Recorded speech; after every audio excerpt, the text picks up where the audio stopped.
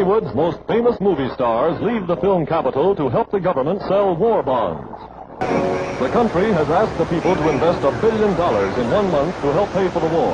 And here's the start of the drive. Boarding a special train for Washington, they'll tour 300 cities from coast to coast.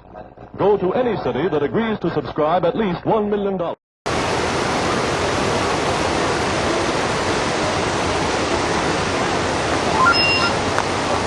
On the 6th of June 1944, the long-awaited liberation of Europe by the Allies, codenamed Operation Overlord, began with landings on the Normandy coast.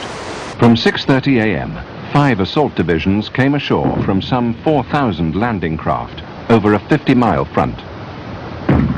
Unprecedented supporting fire was provided by some 600 escorting warships and more than 10,000... 20 minutes to 5 on Wednesday afternoon, April the 25th, 1945, American troops of General Bradley's 12th Army Group made contact with Soviet elements of Marshal Konyev's 1st Ukrainian Army Group near the German town of Torgau on the Elbe.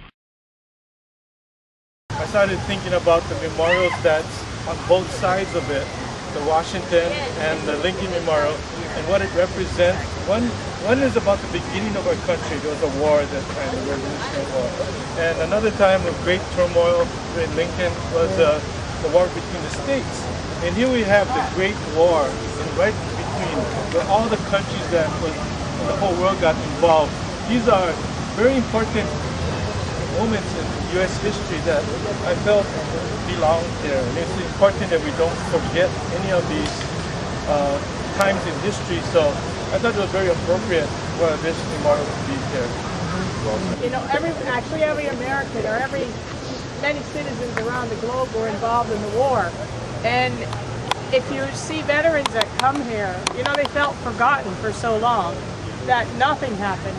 So whether the memorial is right or wrong, according to someone's artistic or aesthetic taste, it's deeply meaningful to them that they've been remembered. Well, a new take on out-of-school learning, which we always talk about how important it is for children and for people in general to go out and experience something and learn out of the classroom. And I think this was a perfect way to take it into the 21st century.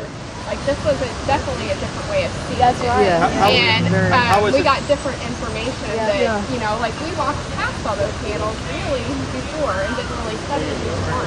So. You know, this also really propels us forward into getting rid of the barrier of having cell phones and other devices in school. Camping I were going around, and she noticed that the children were totally fascinated. Oh, when the kids walked by it. The phones, I mean, and you mentioned this to me about the light and how you couldn't see the video, but I think the audio worked really well because we were in a situation where you needed to look at what you were looking at and listening to it. It was a lot more interesting and interactive than like when you go to the museum and you put on the headphones and you go from painting to painting. It just felt like a more real experience. Yeah, just an observation really about the learning involved. As teachers, we've become very good at working out how much text to put in front of a youngster for their attention span. We're going to have to get much more fluent in terms of video and sound. I was finding that with some of the videos, my attention, you know, I'd got the information that I needed. I just wonder, with practice, what we'll work out what the optimum length of video might be. And I was looking for a new kind of technology because I work with out-of-school youth that have dropped out of high school, and I'm trying to pull them back into learning. And I think that this kind of thing would do that. Using, you know, a cell phone is something that they're so familiar with. So.